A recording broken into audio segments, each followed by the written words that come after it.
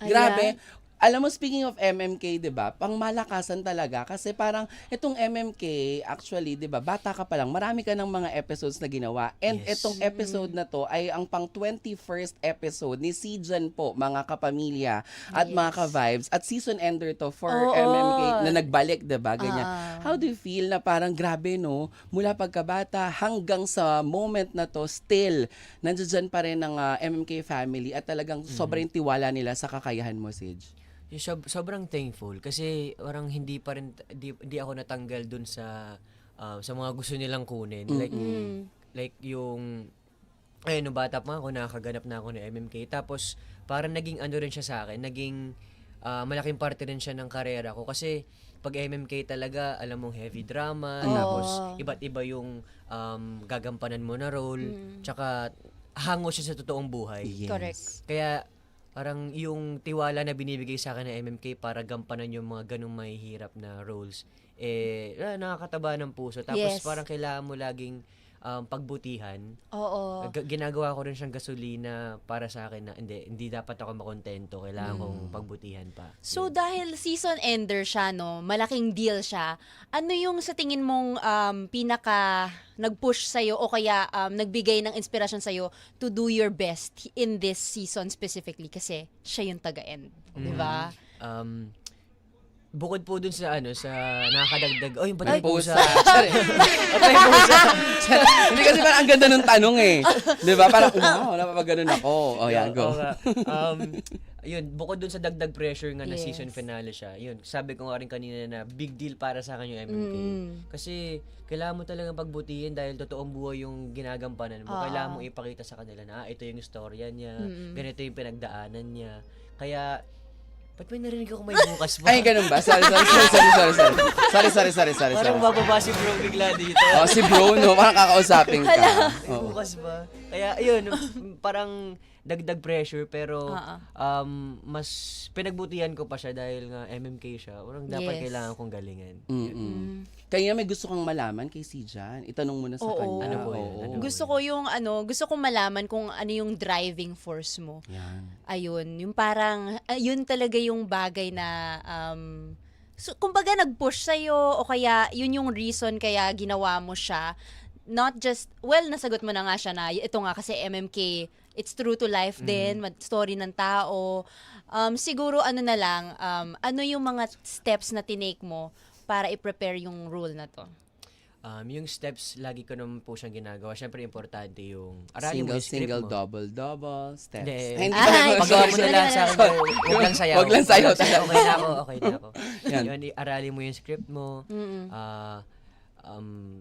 Kailangan mo pag-aralan yung background niya, yung Yes. personality niya, Oo. tapos kung saan siya nanggaling. And nakasaad din naman din doon sa script kung yung matter of fact lang na ito yung pinagdaanan niya. So, kailangan mo lang ilagay yung sarili mo doon sa sitwasyon niya. Oo. And yung pakiki-collab sa director, tsaka sa writer especially, kasi sila yung gumawa niyan eh. Sila yung sir. nag-interview Oo. mismo dun sa letter sender. So, kailangan mo tanungin or kung may input ka, pwede kang magtanong na Yes. pwede po ba to, ganyan. Nung time na nag-MMK si Kyle tsaka si Kai for Haji and Lenny's story, Yes. naka-hands-on si Haji tsaka si Lenny sa Na-meet. mismong set. Sa'yo, pumunta ba yung ginampanan mo na character? Hindi po kami nag-meet eh, kasi Hindi taga siya. Cebu siya. Ayun. Malayo. Kasi usually kapag kunyari within the area lang sila, nagkakaroon Kaya. talaga ng chance na makapagtanong yung artista, Yes. nagaganap na kasi yung iba medyo sila, specific sila. Na 'di ba like yes. sila Haji, parang gusto niya siya nag-makeup din kay Kai para Yes. talagang medyo mas malapit doon sa eksena. So yung sa'yo, ang pinanghugutan mo talaga, yung naging parang immersion mo is yung writer and director. Yes po. Oo. Oo. Kasi wala talagang parang chance na makita mo yung may interview mo yung letter sender. So, yun tatanong ka lang sa director Anong na gusto nilang makita? Parang ganun. your own interpretation na rin. Yes, ganun. yes po. Speaking, Tsaka, yes. sorry, tsaka hayaan ka rin naman ng director na ibigay yung gusto mong ibigay. Mm-mm. Tapos syempre pag may mga onting revision, tsaka lang sila magsasabi. Totoo. Na dapat open ka rin doon kasi totoong buhay nga yung ginagampanan mo. Baka mamaya malihis, di ba? Correct. Kasi Opo, mahirap opo. yun eh. Lalo na pag buhay pa sila, yung ginagampanan mo, pwedeng magkaroon sila ng reaction na parang di naman ganyan Hindi yung naman eksena ganyan. ko daw. Parang yes, OA. yes, di ba? Ganyan. So, Oo. dapat sobrang maingat ka dun sa mga simpleng details. Totoo So yun talaga parang kinakausap mo si Direk, tama bang okay bang gawin ko to? Opo. Actually, kasama natin direct. Ay! Wala. Andiyan pa si Direk Raz? Wala. I love Direk Raz de la Torre. Mahal ko yan. Napaka-chill and relax lang yan sa set talaga. Sobrang chill Pero lang. Sage, nung ngayong kinikwento mo yung driving force mo in terms of you as an actor sa pagganap mo ng mga bagay-bagay, na-curious ako at biglang nag-pop sa mind ko. Wow. Paano yung Bakit di pa? May ganon. Hindi, biglang nag-pop sa mind ko na parang growing up sa business as a child wonder and parang phenomenal yan eh. Si Jan Yes. Haranilla bilang si Santino, di ba? Dumating ba sa point na parang ikaw mismo, you enrolled yourself sa mga workshops pa o dahil nga wala ka pang puwang masyado, nandoon na ikaw sa trabaho ang ginagawa mo. Kaya ngayon, experience na yun, nagbibigay nung galing mo, at pinapakita mo sa amin bilang mga manonood, o nag-undergo ka rin kahit papaano? Workshop. Ganda na tanong mo, Kuya Jaya. Pero, bata pa ako, winworkshop na nila ako bago ko may bukas pa. Pero syempre, parang bilang bata, medyo vivid pa sa akin. Naalala ko, yun yung workshop nga ako. Ang unang nag-workshop sa akin is si Sir Ryan Carlos. Direk Ryan, yes. Direk Ryan, Oo. Chobak. Tapos si Tito Pen Medina, sila yung mga naging mentor ko noon. Pero syempre, 7 years old, wala ka pa masyadong ma-absorb. Yes. Parang yung Parang hindi ka pa laro-laro mature. lang. Parang laro-laro lang ba? So, itong MMK, parang sabi ko nga kanina, ang laking parte niya sa Training sa ground. karera ko. Parang naging workshop siya sa akin. Kasi iba't ibang karakter yung ginagampanan mo eh. Nakaganap ako ng bakla, ng teenager na in love. Parang na-explore ko siya. Iba't ibang karakter yung nagampanan ko. Kaya parang naging workshop siya sa akin. Kasi nandun na ako sa actual. Hindi na ako sa like nasa isang room na okay, ito yung assignment natin. Yes. Like, nandun ka na sa actual. Ganon. Naging Ito na yung, practitioner. kumbaga, ginagawa niya na talaga yung mga bagay-bagay. Ayun, ang bongga nun. Kasi syempre, di ba, like ikaw, Chloe, di ba, may schedule ka. Kasi sa Star Magic ka rin. May Yes. schedule ka ng workshop mo, ganyan, Yes. ng mga ginagawa. Kasi di ba, parang sa kanila, meron pa kayang time na parang, ay, teka lang, feeling ko nangangalawang ako, ganyan. Yes. Di ba, may Lalo ganon? na kapag canceled ang workshop, di ba? Parang kapag... ba't na-cancel? Ay! Maulan hindi kapag kasi. cancel. Ay, kasi nga maulan, no? Oo. Di ba? Parang mga ngalawang ka talaga. Di ba? Ay, yes.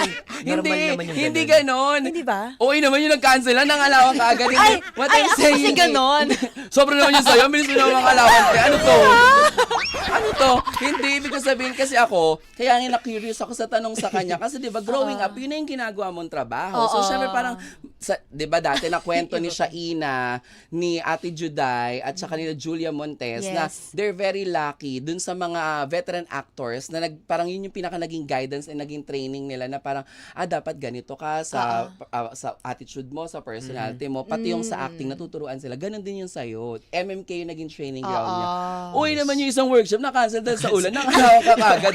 Kahit ako teacher mo, ibabagsak kita. Oo. Pero totoo kalimutin. po yun. Oo. Di ba normal naman yung pakaramdam na pag ang tagal mo walang trabaho, Yes. tapos sasaba ka ulit. Oo. Parang, kaya ko pa ba? Ganon. Doon pa ba? May ganun kang Oo moment, naman Sid? po, lagi. Hindi nawawala yun sa akin na parang ino-overthink ko lahat. Lalo na pati pag yung may taping ka na kinabukasan, yung hindi ka na makatulog kasi May kaba. kakabisado mo ng script. Yung hanggang sa bago ka matulog, magbabasa ka. Tapos kahit nakapikit ka, alam mo yung iniisip mo pa Yes. yung mga linya mo. Tsaka kung paano mo siya gagampanan pag on the set ka na. Yes, Di ba yes. minsan ganun yun, yan ang mga thinking actors. Pero Yung hindi sila darating sa set na parang naglalaro lang. Yes. Oo, kasi Importante akala yun. ng mga tao, 'di ba, minsan pag Madali napanood nila, lang. ay madali lang, umiyak lang, umarte lang ganyan. Hindi kasi totoo yung sinasabi ni Sitch na bago Yes. matulog. kailangan yung kondisyon yung utak mo bago ka Yes, yan ang sumali. tamang term. Condition ka dapat bago Yes. ka sumali. Yes. May mga times ba na parang nahihirapan ka ring humugot? Kasi syempre, di ba minsan pag paulit-ulit na, di ba dati sabi sa akin, may nag-remind sa akin na parang sa workshop daw or kunyari pag sa artista, hindi na effective yung namatay yung nanay, namatay yung ganito. Kasi na, ilang beses mo na siya na ano. Kumbaga, hindi na yun talaga yung magiging gagamitin mo para lang tumuloy yung luha mo. Paano Yes. ang acting release ni si Jan Haranilla na hindi na ganun yung iniisip niya? Dagdag ko lang din po dyan sa kunyari may namatay sa family member mo. Kasi iba rin yung magiging iyak mo pag ganun eh. Pag yung mindset mo na may namatay, iba yung hinihinging iyak ng eksena. Exactly. Ay, Kunyari, ganda. kailangan. Kunyari, we masaya, relate. masaya ka, hinihingi doon sa tears of joy. Kasi isipin mo, namatay yung Wala. kung sino man. Hindi Parang naman si hindi siya Joy yung ano, appropriate. di ba? Hindi naman si Joy yung Oo, namatay. tama. Pero parang iba yung lalabas na iyak mo doon. Ang galing. Siguro, ang ginagawa ko lang, titignan ko kung saan nanggaling yung emosyon niya bago siya makarating doon sa bakit siya umiyak, Tama. ano yung hugot niya, ano napagalitan ba siya or kumbaga kung anong senaryo man. Dapat alam mo kung saan yung pinanggagalingan ng karakter mo. Hindi lang yung basta sinabi sa script na iyak ka. Tama. Iyak ka. Tama. May mga iyak rin naman kasi na Dapat nararamdaman. yes, Correct. may mga eksena rin naman kasi na dapat iiyak ka dito sa script nakalagay. Pero hindi ka makaiyak. Pero ramdam naman na, okay, apektado tong tao na to. Yes. So Ganda naman parang siya. you don't have to cry all the time. Yes, opo. Okay naman, basta kung ano yung effective, tapos kung ano yung, yung totoo naramdaman sa'yo. mo yung emosyon. In the moment, in the zone, Kasi parang mag-iiba gano'n. naman po kasi talaga yan. Like, pag binasa mo yung script, di ba, may naisip ka na scenario, ito yung gagawin ko. Pero pagdating dun sa actual, mag-iiba siya. Totoo. Like, kung ano yung directives ng director, kailangan mo yun i-consider din. Tapos yung emosyon, like yun, mag-iiba rin. Tsaka lalo na pag may ka-eksena, mag-iiba rin. Kasi nga, may nagbibigay din sa'yo Oo. ng energy niya, di ba? Apektado ka rin sa ibang tao, tsaka kung paano man siya mag-react, Yes, di ba? yes. Minsan nga kahit hindi ka naiiyak sa eksena, sinabi sa script na hindi ka iyak, pero yung ka-eksena mo parang Bigay na bigay, di ba? Masyado mong oo. naramdaman yung energy niya. Pwede kang Pwede kang matiri-eye Correct. or maiyak. Parang Oo. ganun.